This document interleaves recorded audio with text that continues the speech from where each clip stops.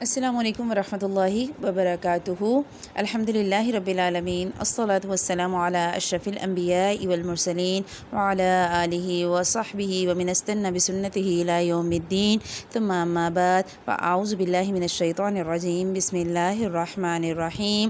رب یسر ولا تعسر وتمم بالخیر، رب اشرح لی صدری ویسر لی امری واحلل عقدۃ من لسانی یفقہوا قولی۔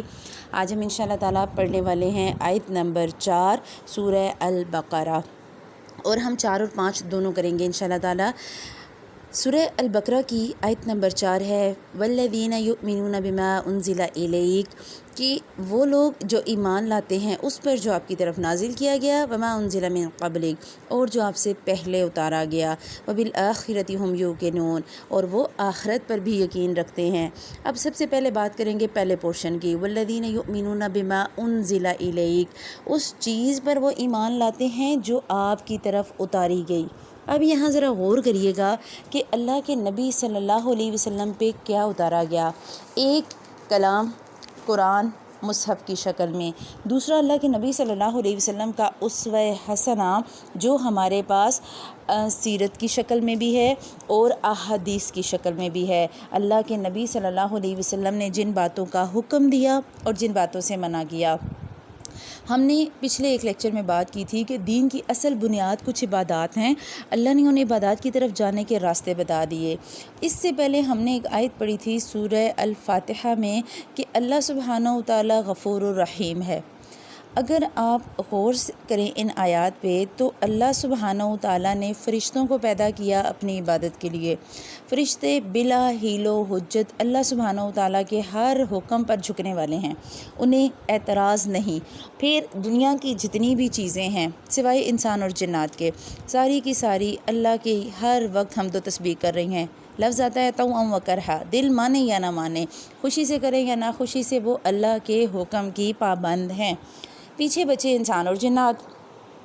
اب انسان اور جنات کو جب پیدا کیا گیا اور انسان کو بنایا گیا، دنیا میں خلیفہ بنا کے بھیجا گیا، اب انشاءاللہ ہم اگلی آیات میں پڑھیں گے، اللہ نے خلیفہ بنا کر انسان کو بھیجا۔ انسان میں اللہ سبحانہ و تعالیٰ اگر غلطی کا امکان نہ رکھتے تو اللہ سبحانہ و تعالیٰ کی جو صفت ہے غفور والی، رحیم والی، وہ کہاں امپلیمنٹ ہوتی؟ رحمان تو اللہ تعالیٰ سب کے لیے ہے، لیکن اگر کوئی غلطی کرے گا تو پھر اسی کو اللہ بخشیں گے نا۔ اللہ، ایک انسان غلطی نہیں کرتا، سب کچھ ٹھیک چل رہا ہے، تو اللہ نے اپنی اس صفت کو بھی تو کہیں نہ کہیں امپلیمنٹ کرنا تھا۔ اللہ سبحانہ و تعالیٰ نے انسان میں چوائس رکھی، ٹھیک ہے، فَأَلْهَمَهَا فُجُورَهَا وَتَقْوَاهَا، دل میں ڈال دیا، الہام کر دیا، صحیح کا بھی غلط کا بھی۔ گناہ ہمیشہ دماغ میں کھٹکتا ہے، ایک وقت آتا ہے انسان جتنا مرضی گناہ گار ہو جائے اس کے دل میں گناہ بوجھ ضرور بنتا ہے، یہ حقیقت ہے۔ اللہ کہہ رہا ہے میں نے دل میں ڈال دیا، تقویٰ بھی بتا دیا، ٹھیک ہے، کہ تقویٰ کیا ہے، بچنا کیسے ہے، اور میں نے یہ بھی بتا دیا کہ دیکھو کون سا راستہ کامیابی کی طرف جاتا ہے۔ ہم یہ بار بار جو اللہ سے مانگ رہے ہیں کہ اے اللہ آپ ہمیں ہدایت دیجیے اور ہمیں سیدھے راستے پر چلائیے، اور اللہ ہماری ہدایت کے لیے ساری ڈیٹیل ہمیں دے رہے ہیں کہ دیکھو جو میں نے نازل کیا اس پر ایمان لے آؤ۔ والذین یؤمنون بما انزل الیک، فلاح پانے والے لوگ کون ہیں، کامیاب لوگ کون ہیں؟ وہ جو اس پر ایمان لائیں گے جو آپ کی طرف نازل کیا گیا۔ اب آپ صلی اللہ علیہ وسلم کی طرف جو کچھ بھی نازل کیا گیا، اب آپ کے پاس وہ حجت ختم ہو گئی ہوگی کہ جو اکثر میں کہتی ہوں کہ لوگ کہتے ہیں کہ ہم سنت پہ عمل ہاں کرتے ہیں، کچھ سنتوں پہ کر لیں، کچھ چھوڑ دیں، کوئی بات نہیں، سنت ہی تو ہے۔ یہاں حجت ختم ہو گئی۔ اللہ کہہ رہا ہے وہ ایمان لاتے ہیں اس پر جو آپ پر نازل کیا گیا۔ آپ صلی اللہ علیہ وسلم کے ایک صحابی تھے اور وہ آپ صلی اللہ علیہ وسلم کی ایک ایک بات لکھا کرتے تھے، تو کچھ صحابہ نے انہیں منع کر دیا کہ یہ نہ ہو تم ہر چیز لکھ لیتے ہو تو تم کچھ غلط لکھ دو، تو آپ صلی اللہ علیہ وسلم نے نوٹ کیا کہ انہوں نے لکھنا چھوڑ دیا۔ آپ صلی اللہ علیہ وسلم نے ایک دن صحابی سے پوچھا کہ تم کیوں نہیں لکھتے، پہلے تو تم میری ساری باتیں لکھا کرتے تھے۔ تو انہوں نے اپنا جو ہے وہ جو معاملہ تھا باقی صحابہ کے ساتھ اپنا وہ خوف اور خدشہ بیان کیا، تو آپ صلی اللہ علیہ وسلم نے اپنی زبان کو پکڑ کے کہا کہ اس زبان سے حق کے علاوہ کوئی بات نہیں نکلتی۔ اگر اللہ کے نبی صلی اللہ علیہ وسلم کی زبان سے حق کے علاوہ کوئی بات نہیں نکلی تو ہم کتنے آرام سے یہ کہہ کر سنتیں چھوڑ دیتے ہیں، کوئی بات نہیں، سنت ہی تو ہے، کون سا فرض ہے۔ ہاں آپ کی مجبوری ہے، کہیں ایسی جگہ پر ہیں آپ کو سہولت نہیں ہے، پھر کبھی کبھار ہو سکتا ہے، معمولاً یہ بات نہیں ہونی چاہیے۔ یہ آیت اس چیز کی دلیل ہے، والذین یؤمنون بما انزل الیک، جو کچھ آپ کی طرف نازل کیا گیا۔ یہاں بریکٹ میں نہیں لکھا گیا کہ قرآن پہ تو عمل کرنا ہے، احادیث چھوڑ دینی ہے، اپنی مرضی کا عمل کرنا ہے، مرضی کی چھوڑ دینی ہے، جہاں سہولت ہے وہاں مان لینا ہے، جہاں سہولت نہیں ہے وہاں چھوڑ دینا ہے۔ ہم کیا کرتے ہیں، ہمیں جس چیز میں سہولت ملتی ہے ہم وہ کرتے ہیں۔ ہم ویسے تو ساری کی ساری ہم آگے پیچھے باقی فرقوں سے اختلافات رکھتے رہتے ہیں، لیکن جہاں اپنے مطلب کی بات ہوتی ہے وہاں ہمیں دوسرے فرقے بھی اچھے لگتے ہیں۔ ہمیں اپنا لگتا ہے کہ ہمارا اس میں مفاد کم ہے، اور اس کی سب سے زیادہ اچھی اگزامپل ہوگی طلاق کا مسئلہ۔ آپ دیکھ لیں کہ باقی فرقوں سے جتنا مرضی ہر معاملے میں اختلاف ہو، جب کہیں طلاق کی بات آتی ہے نا تو اس فرقے کے مفتی اور عالم دین کے پاس جاتے ہیں جہاں گنجائش بن جائے۔ تو یہ کیا ہے، آپ اور میں دین میں اپنی مرضی کیوں ڈھونڈتے ہیں، ہم اپنا مفاد کیوں تلاش کرتے ہیں؟ اللہ کہہ رہا ہے مومن تو وہ والذین یؤمنون بما انزل الیک، ہر وہ بات جو ان کی طرف نازل کی گئی، جو آپ پر نازل کی گئی، وہ اس پر ایمان لاتے ہیں۔ آپ نے کہہ دیا، مومنین کا کام ہے مان لیں۔ آپ صلی اللہ علیہ وسلم نے بتایا، اس کا ماننا ہم پر فرض ہے۔ ہمارے لیے گنجائش بنائی گئی وقت کے حساب سے، سہولت کے حساب سے، اس سہولت سے فائدہ اٹھانے میں کوئی حرج نہیں، لیکن وہ مستقل نہیں ہونی چاہیے، وہ ہماری عادات کا حصہ نہیں ہونا چاہیے۔ آپ صلی اللہ علیہ وسلم کی بات سے آگے کوئی بات نہیں ہے۔ اسی طرح کئی ایسے ہمارے چھوٹے چھوٹے مسائل ہیں جن میں ہم ثابت ہو جاتی ہے بات ثابت ہونے کے بعد بھی ہم اس لیے نہیں کرتے کہ ہمارے فرقے میں نہیں کیا جاتا۔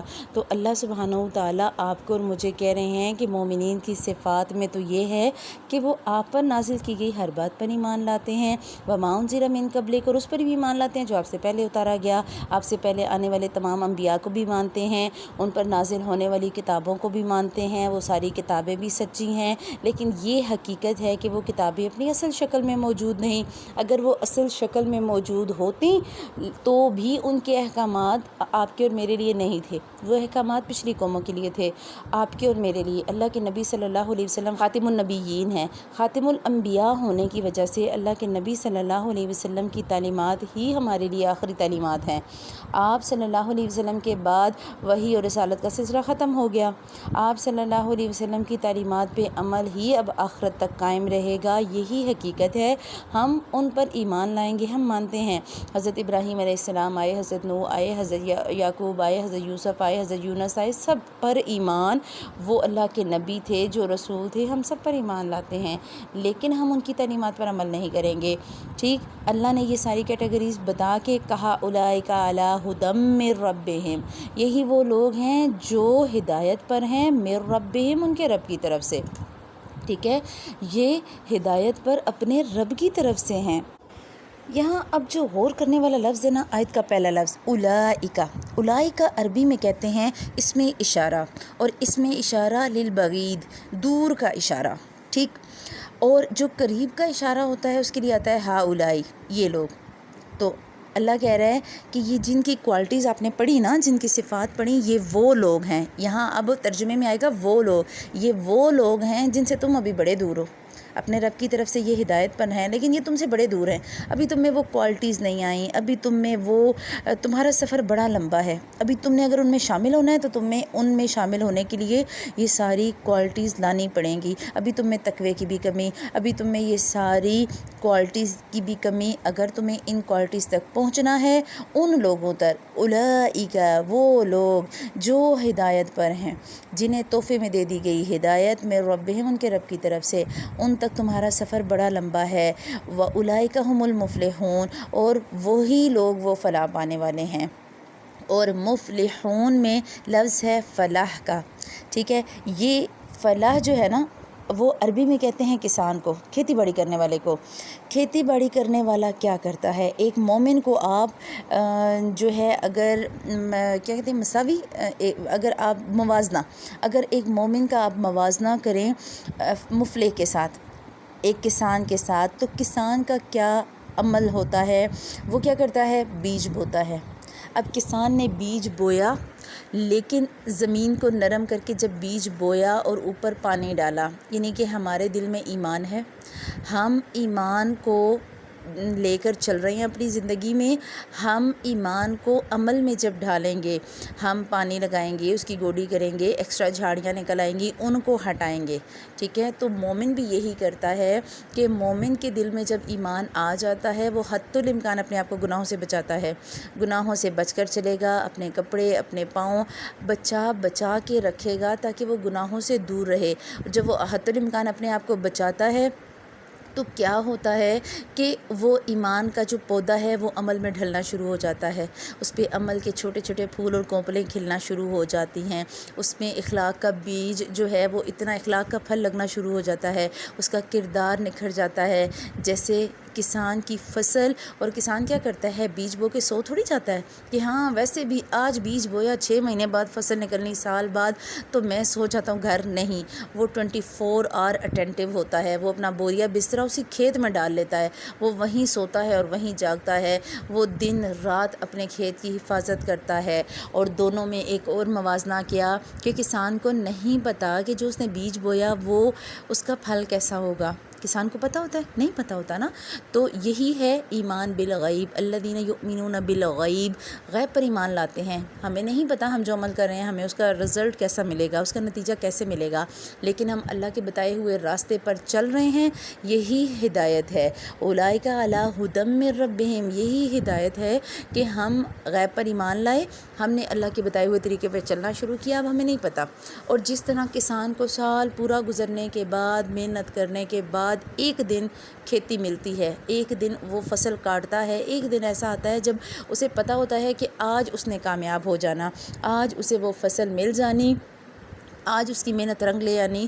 تو اگر آپ نوٹ کریں اس دن کو جس دن کسان اپنی فصل کاٹتے ہیں، اور میرے خیال میں اسے گاہ بولتے ہیں جیسے گندم وغیرہ کے لیے یا کچھ، تو وہ کیا کرتے ہیں، ساری فیملی کو انوائٹ کرتے ہیں، سارا خاندان جمع ہوتا ہے، کھانے بنتے ہیں، سارے کاٹتے ہیں، حلوے پکتے ہیں، خوشیاں ہوتی ہیں کہ آج پورے سال کی محنت رنگ لے آئی۔ اور جس دن مومن کامیاب ہوگا، مومن کا معاملہ کیا ہوگا، مومن بھی اس دن خوش ہوگا۔ فَأَمَّا مَنْ أُوتِيَ كِتَابَهُ بِيَمِينِهِ فَسَوْفَ يُحَاسَبُ حِسَابًا يَسِيرًا، اور مومن کیا کرے گا، وَيَنْقَلِبُ إِلَىٰ أَهْلِهِ مَسْرُورًا، اس دن وہ اپنے گھر والوں کی طرف خوشی خوشی جائے گا۔ جیسے کسان خوشیاں مناتا ہے، اس دن مومن بھی خوشیاں منائے گا، کیونکہ اس نے اللہ پر توکل کیا، اسے جس ڈگری کی ضرورت تھی آج اس ڈگری کا اعلان ہو گیا۔ اب یہاں یہ جو بات ہے نا کہ ایک مومن اور کسان غیب پہ چلتا ہے، دیکھیں دو چیزیں ہوتی ہیں، ایک ہوتی ہے آپ کی ظاہر کی ایک آنکھ ہوتی ہے اور ایک باطن کی آنکھ ہوتی ہے، ٹھیک ہے، ایک ہے عالم الشہادہ، ایک ہے عالم الغیب۔ ہم صرف اور صرف عالم الشہادہ کو دیکھ کے فیصلے نہیں کر سکتے، ہمیں تو لگتا ہے یہ نوکری میرے لیے ضروری، میرے لیے یہ اولاد ضروری، میرے لیے یہ ضروری، لیکن وہ ہماری سوچ ہوتی ہے۔ ہو سکتا ہے اللہ سبحانہ و تعالیٰ کو پتہ ہے، اللہ کا علم کامل کہ وہ اولاد یا وہ نوکری یا وہ پیسہ یا وہ بزنس جس کے لیے ہم تھک رہے وہ ہمارے لیے آگے جا کر نقصان کا باعث ہو۔ تو ہم چونکہ عالم الشہادہ کے حساب سے چل رہے ہوتے ہیں، ہم ظاہری آنکھ سے چیزوں کو دیکھ رہے ہوتے ہیں، ہم باطن میں نہیں دیکھ سکتے۔ اللہ سبحانہ و تعالیٰ کیا کرتے ہیں، اللہ سبحانہ و تعالیٰ باطن کی نظر سے دیکھ رہے ہوتے ہیں کہ غیب جو ہے اس کے حساب سے فیصلے ہوں۔ اللہ نے کہا کہ آپ کا اور میرا کام کیا ہے کہ ہم کوشش کرتے رہیں۔ دو طرح کے لوگ ہوتے ہیں، ایک طرح کے لوگ وہ ہوتے ہیں جو ایکسٹریم پہ جا کے کام کرتے ہیں، محنت کرتے ہیں، اور انہیں یہ لگتا ہے کہ میں نے کیا، ٹھیک ہے، آئی ڈیزرو، میں یہ ڈیزرو کرتی تھی کہ میں یہ کروں، مجھے تو یہ ملنا ہی تھا۔ یہ غلط رویہ ہے۔ آپ کو جو ملے شکر ادا کریں، اللہ سبحانہ و تعالیٰ کا شکر۔ ہم یہ کہتے ہیں بس جی کیا کروں، میں نے محنت اتنی کی تھی، اچھا ہو کیسے سکتا ہے کہ میں کرتی اور یہ کام نہ ہوتا، ہو کیسے سکتا ہے کہ میں ایسا کروں تو کام نہ ہو۔ تو اللہ سبحانہ و تعالیٰ آپ کو اور مجھے اسی دنیا میں اپنی قدرت کے نمونے دکھاتے ہیں۔ ایک بچہ جو اپنی ماں کے پیٹ میں پیدا ہو رہا ہے، پل بڑھ رہا ہے، بڑا ہو رہا ہے، ماں اس کے لیے کیا کرتی ہے؟ ماں اپنا ہی خیال رکھے گی نا، ماں بچے کو تو کچھ نہیں کر سکتی۔ ماں کے اندر بچہ رہتے ہوئے اپنی خوراک بھی لے رہا ہے، اپنی زندگی بھی گزار رہا ہے، لیکن بعض دفعہ کیا ہوتا ہے، بچہ اسی ماں کے پیٹ میں فوت بھی ہو جاتا ہے۔ اللہ سبحانہ و تعالیٰ اسی بچے کو اس ماں کے پیٹ میں ہی لے سکتے ہیں۔ ماں بچا سکتی ہے اپنے بچے کو؟ نہیں بچا سکتی۔ یہ ہے عالم الغیب کی حقیقت کہ ہم ایمان رکھیں، ٹھیک ہے، ہم اس بات پر ایمان رکھیں کہ اللہ نے لے لیا، اللہ کی بہتری تھی۔ دوسری ایکسٹریم یہ ہے کہ لوگ کہتے ہیں کہ میں تو کچھ نہیں کروں گا، میں تو کچھ نہیں کروں گا، لیکن اللہ سبحانہ و تعالیٰ ٹھیک ہے بھائی، اللہ ہے نا، اللہ کے ہاتھ میں ہے سارا کچھ، میں نے کیا کرنا۔ اللہ کیا کہہ رہا ہے، قرآن کیا کہہ رہا ہے، تم کوشش کرو، تم محنت کرو، مفلح کی طرح، فلاح پانے والے کی طرح، کسان کی طرح تم اپنی کوشش کرتے رہو۔ اگر تم کوشش کرو گے تو اللہ سبحانہ و تعالیٰ ضرور تمہیں اجر دیں گے۔ اب یہاں پر یہ بھی بات ہم سمجھ لیں کہ ضروری نہیں کہ ہم جو کوشش کریں گے اللہ ہمیں دے گا۔ اگر کوشش کرو گے تو اللہ کہہ رہا ہے امید ہے وہ مدد کرے گا۔ اللہ پہ لازم نہیں ہے کہ اللہ آپ کی اور میری مدد کرے۔ اللہ پہ لازم نہیں ہے کہ اللہ سبحانہ و تعالیٰ آپ کو وہی دیں جو آپ مانگیں۔ آپ دیکھیں جب جنگ بدر ہوئی تھی تو جنگ بدر میں اللہ سبحانہ و تعالیٰ نے فرشتوں کے ساتھ مسلمانوں کی مدد کی۔ 313 تھے نا مسلمان، تو اللہ تعالیٰ نے اپنے لیے اپنے بھیجے ہوئے فرشتوں سے مدد کی۔ 3000 جب فرشتے آئے تو کیسے آئے؟ کوئی فرشتے وہاں جا کے پہلے سے انتظار کر رہے تھے کہ ہاں جی اب مسلمان آئیں تو ہم لڑائی کریں؟ نہیں، صحابی کہتے ہیں کہ اللہ سبحانہ و تعالیٰ نے ایسے مدد کی کہ ہم تلوار اٹھاتے اور ہماری تلوار اٹھاتے ہی دشمن کٹ جاتا۔ یعنی کہ اللہ نے فرشتوں سے مدد تب کی جب مسلمانوں نے حوصلہ نہیں ہارا۔ مسلمانوں نے سب سے پہلے تلواریں لے کر نہتے تھے، کچھ کے پاس سامان تھا لڑنے کا، کچھ کے پاس جنگ کے اوزار بھی نہیں تھے اور وہ لڑنے پہنچ گئے۔ ہمت اور حوصلے، غیب پر یقین رکھ کر کہ ہاں اللہ ہماری مدد کرے گا۔ اللہ کہہ رہے ہیں عمل کرو، عمل سے ثبوت دو کہ ہاں میں کوشش کر رہی ہوں۔ اگر ہم عمل سے ثبوت دیں گے کہ اللہ میں کوشش کر رہی ہوں، پھر اللہ پاک مدد کریں گے۔ اور اگر آپ اور میں کوشش ہی نہیں کریں گے، آپ دیکھیں اللہ سبحانہ و تعالیٰ کے ہاتھ میں ہے ہماری زندگی کا ہر فیصلہ، اور آپ نے اور میں نے ہر زندگی کے فیصلے سے ہی نصیحت لینی ہے۔ یہی زندگی ہے جس کے بارے میں اللہ تعالیٰ نے کہہ دیا کہ ہاں قرآن کیا ہے، ھدی للمتقین، ہدایت ہے ان کے لیے جو بچیں گے۔ تو آپ نے اور میں نے ہدایت کیسے لینی؟ ہم نے اپنی سوچ کو بدلنا ہے۔ ہدایت اصل میں ہے ہی سوچ کو بدلنا۔ آپ اپنی سوچ کو بدل لیں۔ آپ یقین رکھیں کہ جو اللہ نے حکم دیا، جو میرے پیارے نبی وما انزل الیک، جو ان پر نازل کیا گیا، وہ سب ٹھیک ہے۔ میں اس راستے پہ چل کے ہی مفلحون کی لسٹ میں آ سکتی ہوں۔ بس جب آپ کو اور مجھے یہ بات سمجھ آ جائے گی، پھر کامیابی ہمارا مقدر بن جائے گی۔ آپ نے اور میں نے 5 نمازیں پڑھیں، لیکن ہم نے اپنی اولادوں کی شادیوں میں سود کے قرضے لے لیے، تو کیا فائدہ ان نمازوں کا؟ اب ہدایت کی ضرورت کیا نمازوں کے لیے؟ نہیں۔ اگر ایک بندہ جس نے بہت اچھی سی داڑھی رکھی ہے، ٹخنوں سے اونچی شلوار رکھتا ہے، لیکن وہ کاروبار سود کا کرتا ہے، وہ کہتا ہے کیا کریں جی، ایک بچہ رہ گیا اس کی شادی کر لیں، بچی رہ گئی ہے اس کو جہیز دے دیں، اس کے بعد ہم سود کا کاروبار چھوڑ دیں گے، یا پھر کہتے ہیں بس ایک دفعہ حج کر لیں تو سود چھوڑ دیں گے۔ سود کے قرضے لے لے کے ہم اپنی اولادوں کی شادیاں کر لے ہوتے ہیں، اور اگر کہہ دیا جائے کہ جی غلطی سے کوئی کہہ دے کہ دیکھو مسجد میں نکاح کر لو، نہ حرام کی کمائی سے کرو، تو کیا کہتے ہیں اچھا تمہارا دماغ خراب ہو گیا۔ اب ہم اتنے گئے گزرے ہیں کہ ہم لوگوں کے منہ سے یہ بات سنیں کہ ان کے پاس لوگوں کو کھلانے کے لیے، 4 بندوں کو کھلانے کے لیے پیسے نہیں تھے۔ ہم ایسی سوچ رکھتے ہیں۔ جب سوچ ایسی ہوگی تو ہدایت نہیں ملے گی۔ اللہ نے کہا سوچ بدل لو، ہدایت بدل لو۔ ہدایت تبھی ملے گی نا جب ہم سوچ کو بدلیں گے۔ ہم یہ سوچیں کہ ہمارے کام بنانے اور بگاڑنے والا اللہ ہے۔ ہم نے جو کام کرنا اللہ کی دی ہوئی ہدایت پہ کرنا اور توکل پہ کرنا۔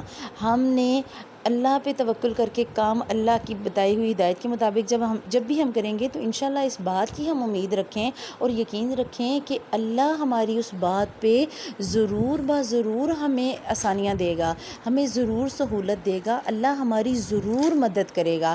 تو جب ہم ایسا کریں گے تو تب ہی ہمارے لیے آسانی ہوگی۔ اور بیچ میں ایک پورشن تھا وَبِالْآخِرَةِ هُمْ يُوقِنُونَ، اور یہ وہ لوگ ہیں جو آخرت پر یقین رکھتے ہیں۔ انہیں پتہ ہے کہ آج اگر ہم نیکی کریں گے تو اس نیکی کا اجر ہمیں آخرت میں ملے گا۔ انہیں پتہ ہے یہ دنیا دارالجزا نہیں ہے، ٹھیک ہے، انہیں پتہ ہے کہ آخرت دارالجزا ہے۔ دارالجزا کیا ہے؟ وہ گھر جہاں ہمیں بدلہ ملے گا۔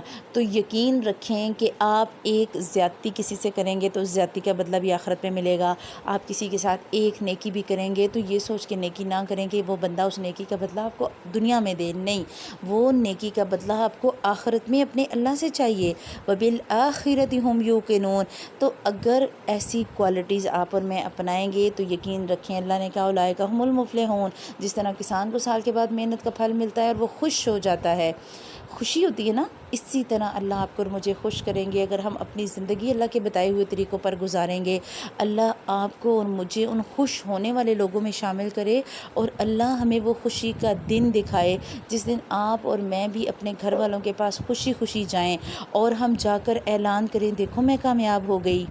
اس دن ہم اپنے اللہ سبحانہ و تعالیٰ کے سامنے سرخرو ہو جائیں، ہم فوز عظیم پا جائیں، ہم اس دنیا کی زندگی اس ڈر سے گزاریں کہ اللہ کے سامنے کھڑا ہونا ہے، اور اگر ہمیں یہ ڈر ہوگا، یہ خوف ہوگا، تو یقیناً ہم دوڑ لگا دیں گے، اور دوڑ کس کی طرف؟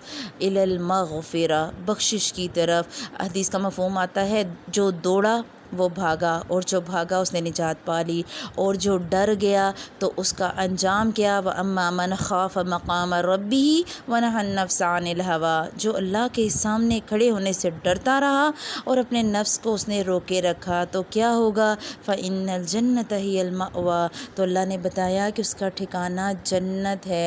تو آپ اور میں ضرور چاہیں گے کہ آپ اور میں اس جنت تک پہنچیں۔ ایک اور ٹپ اور ایک اور ٹرک لکھ لیں اپنے نوٹس میں کہ جہاں کہیں بھی قرآن پاک میں یہ لفظ آئے گا کہ واللہ یحب، جہاں جہاں لفظ آئے گا واللہ یحب یعنی کہ اللہ محبت کرتا ہے، تو وہ آپ نے اصول اپنی ڈائری پہ سیپریٹ لکھنا ہے۔ یہ وہ اصول ہوں گے جو زندگی میں جن پہ آپ چلیں گے تو وہ آپ کو کامیاب کریں گے۔ واللہ یحب المتطہرین، ٹھیک ہے، واللہ یحب الصابرین، اللہ صبر کرنے والوں سے محبت کرتا ہے، پاکیزہ رہنے والوں سے محبت کرتا ہے۔ اس کے بعد جہاں جہاں آئے گا لعلکم، آپ نے اس آیت میں جو جو بات ہے اس پہ عمل کرنا ہے۔ لفظ آیا لعلکم تشکرون، تاکہ تم شکر کرو، اللہ نے تمہارے ساتھ یہ معاملہ کیوں کیا؟ تاکہ تم شکر کرو۔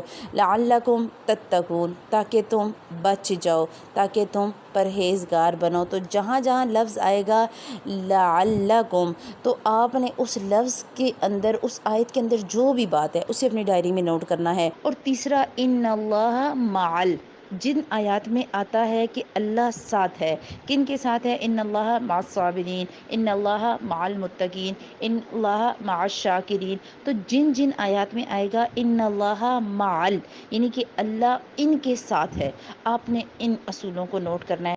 وہ اصل ہیں، وہ بنیادیں ہیں جن پہ چل کے آپ اور میں اولئک هم المفلحون تک پہنچیں گے۔ تو اللہ سبحانہ و تعالیٰ سے دعا، اللہ پاک ہمیں ان آیات کو بہترین طریقے سے پڑھنے اور سمجھنے والا بنائے، ہمیں ایک ایک حرف کا حق ادا کرنے والا بنائے، ہماری زبانوں پر اور ہمارے روحوں پر اس کلام کو جاری کرے، ہمارے عمل کو اس کلام کے مطابق ڈھال دے، اللہ ہمیں اپنا پسندیدہ مومن بنائے۔